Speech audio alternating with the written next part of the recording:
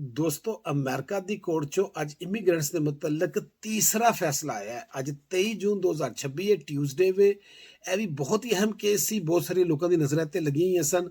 ਇਹ ਕੀ ਕੇਸ ਸੀ, ਕੀ ਫੈਸਲਾ ਆਇਆ, ਪੂਰੀ ਡਿਟੇਲ ਨਾਲ ਦੱਸਾਂਗਾ। ਪਲੀਜ਼ ਚੈਨਲ ਨੂੰ ਸਬਸਕ੍ਰਾਈਬ ਕਰ ਲਓ, ਵੀਡੀਓ ਨੂੰ ਲਾਈਕ ਸ਼ੇਅਰ ਕਮੈਂਟ ਕਰ ਦਿਆ ਕਰੋ। ਤੇ ਦੋਸਤੋ ਇਹ ਫੈਸਲਾ ਆਇਆ ਸੈਨ ਹੋਜ਼ੇ ਦੇ ਇੱਕ ਜੱਜ ਸਾਹਿਬ ਨੇ ਅੱਜ ਦਿੱਤਾ ਹੈ ਔਰ ਇਸ ਫੈਸਲੇ ਦੇ ਦੋ ਹਿੱਸੇ ਨੇ।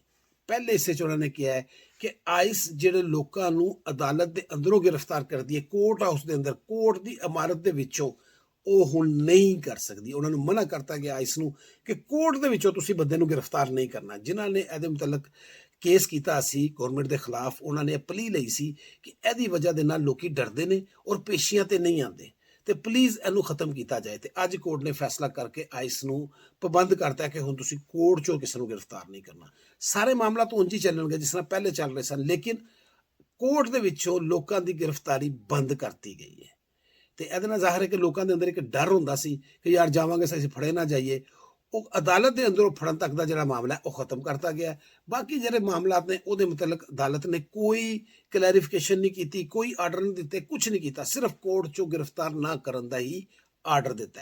ਇਹਦਾ ਹੀ ਦੂਸਰਾ ਹਿੱਸਾ ਹੈ ਕਿ ਐਸੇ ਕੇਸ ਦੇ ਵਿੱਚ ਜਿਹਨਾਂ ਲੋਕਾਂ ਨੇ ਕੇਸ ਕੀਤਾ, ਉਹਨਾਂ ਨੇ ਇਹ ਰਿਕੁਐਸਟ ਕੀਤੀ ਸੀ ਕਿ ਜਿਹੜੇ ਲੋਕਾਂ ਨੂੰ ਗ੍ਰਿਫਤਾਰ ਕੀਤਾ ਜਾਂਦਾ, ਜਿਨ੍ਹਾਂ ਦਾ ਆਰਡਰ ਆਉਂਦਾ ਰਿਮੂਵਲ ਦਾ, ਫਾਈਨਲ ਰਿਮੂਵਲ ਦਾ, ਔਰ ਉਹਨਾਂ ਨੂੰ ਅਦਾਲਤ ਦੇ ਬਾਹਰੋਂ ਜਾਂ ਜਿੱਥੋਂ ਵੀ ਗ੍ਰਿਫਤਾਰ ਕਰਕੇ ਇੱਕ ਆਰਜ਼ੀ ਡਿਟੈਂਸ਼ਨ ਸੈਂਟਰ 'ਚ ਲਿਜਾਇਆ ਜਾਂਦਾ ਹੈ।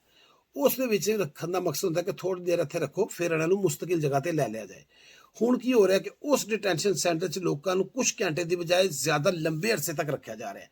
ਪ੍ਰੋਬਲਮ ਕੀ ਹੈ ਕਿ ਉੱਥੇ ਸਹੂਲਤਾਂ ਬਹੁਤ ਘੱਟ ਹੁੰਦੀਆਂ ਨੇ, ਲੋਕੀ ਬਿਮਾਰ ਹੋ ਜਾਂਦੇ ਨੇ, ਹੋਰ ਮਸਾਇਲ ਦਾ ਸਾਹਮਣਾ ਕਰਦੇ ਨੇ। ਤੇ ਜੱਜ ਸਾਹਿਬ ਨੂੰ ਰਿਕੁਐਸਟ ਕੀਤੀ ਗਈ ਸੀ ਕਿ ਇਹਦੇ ਤੇ ਵੀ ਕੋਈ ਆਰਡਰ ਜਾਰੀ ਕਰ ਦਿਓ। ਤੇ ਜੱਜ ਸਾਹਿਬ ਨੇ ਆਰਡਰ ਜਾਰੀ ਕਰਤਾ ਕਿ ਉਸ ਡਿਟੈਂਸ਼ਨ ਸੈਂਟਰ 'ਚ ਲੋਕਾਂ ਨੂੰ ਸਿਰਫ ਚੰਦ ਘੰਟੇ ਰੱਖਿਆ ਜਾਏ ਔਰ ਫੌਰੀ ਤੌਰ ਤੇ ਉਸ ਤੋਂ ਬਾਅਦ ਉਹਨਾਂ ਨੂੰ ਦੂਜੀ ਜਗ੍ਹਾ ਤੇ ਟ੍ਰਾਂਸਫਰ ਕਰਤਾ ਜਾਏ। ਇਹ ਆਰਜ਼ੀ ਡਿਟੈਂਸ਼ਨ ਸੈਂਟਰ ਨੇ, ਇਹਨਾਂ ਨੂੰ ਸਿਰਫ ਆਰਜ਼ੀ ਤੌਰ ਤੇ ਯੂਜ਼ ਕੀਤਾ ਜਾਏ। ਤੇ ਇਹਦੇ ਨਾਲ ਵੀ ਕਾਫੀ ਲੋਕਾਂ ਨੂੰ ਰਿਲੀਫ ਮਿਲੇਗੀ।